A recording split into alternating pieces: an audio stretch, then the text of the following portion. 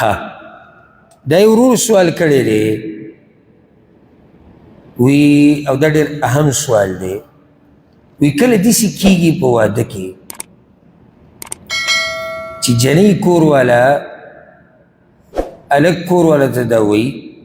چې زموږ په کور کې چې موږ کوم میلمانه جمع کوو د هغوی خرچه به تاسو کوئ کله داسې کېږي لکه زموږ میلمانه به وي ستاسو هغه به ستاسو کور کې شي زموږ هغه به زموږ ځای کې شي دا خرچه به هم تاسو راکوئ یا یو ورځ به ستاسو میلماني بل ورځ به زموږ هغه راځي هغه خرچه به تاسو راکوئ سوال د دې ځای دی چې دا خرچه ورکول دا په دې مهر کې حسابېږي او که نه لکه اوس یو سړی دی زنانه له مهر په روپو کې موږ وایو چې لیکلی دی 50,000 روپۍ او د ډوډۍ خرچه ورکړه 15,000 روپۍ دا 15,000 دغه 50,000 کې حسابېږي که نه دا جدا حساب دی الجواب یاده کوي دا مسله ګوره یو دی مهر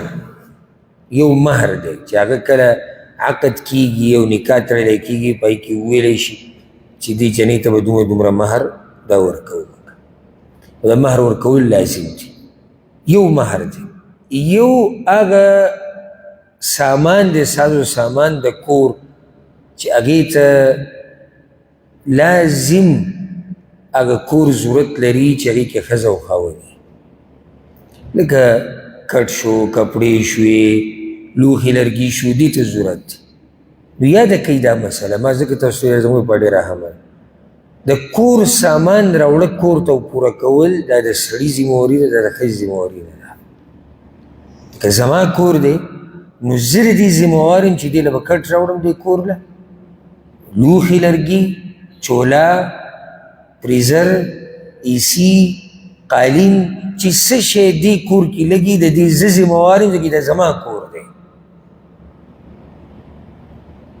اول خو دا مسله یاده کړئ دې دواړو مسلو کې فرق دی یو مهر دی یو د کور سازو سامان دی چې هغه ذمهواري د چا ده هغه ذمهواري د سړي ده زنانه باندې دا نه دی لازم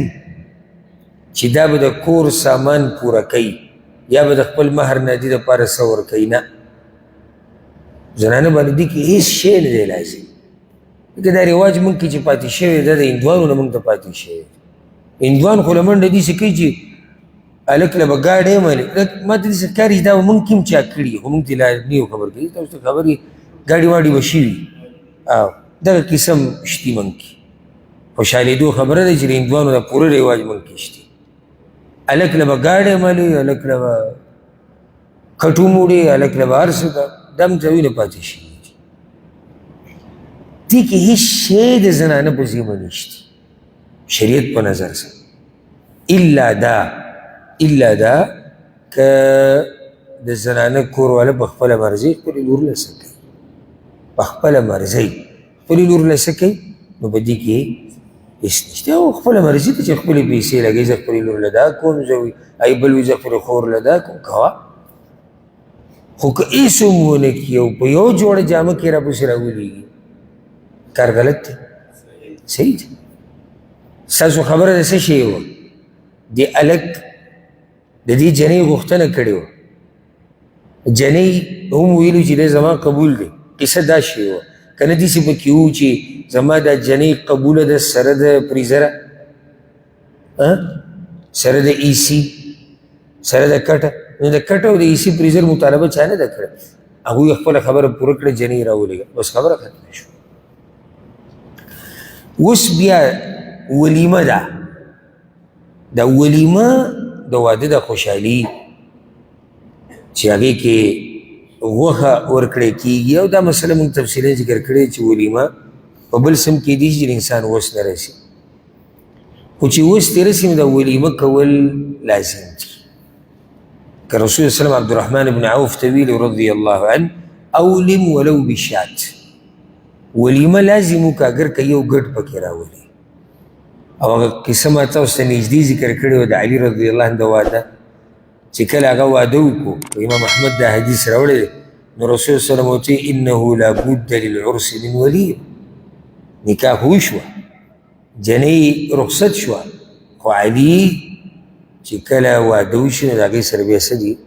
هغې سره ولیمه دا ولیمه دا په نارینه باندې لازم ده دا په زنانه باندې نه ده ګورې په زنانه باندې د ولیمه ډوډۍ ورکول دا نشته نو دې باندې سره دا شتي نه خو لکه اوس داسې مسله را چې لکه څنګه چې ورو ورو خلک کوي داسې چې هغوی موږ هم خوراک ورکوو زموږ هم میلمانه دي او بیا هلک کور والا ته وایي چې دا پیسې به تاسو ورکوئ نو که چېرته دا ورسره شرط ایښودی شوی نو دا شرط داسې نه دی چې شریعت کې دا ناروا دی که شرط کېښودی شو نو بیا پوره کول لازم دي الله وی واوفوا بالعهد بل چې کوي اوفوا بالعقود چې کم عهد وکئ لوز وکئ شرط وتړئ عقد وکئ او بیا پوره کوئ نو که چېرته هلک کور والا او جنۍ کور والا منځ کې دا شرط لیکلی شوی او ویلی شوی چې زموږ د میلمنو ډوډۍ هغه ستاسو په ذمه ده هلک کور والا ته ویلي صحیح زموږ په ذمه ده نو بیا به دا بیا څه بیا به یې ورکوي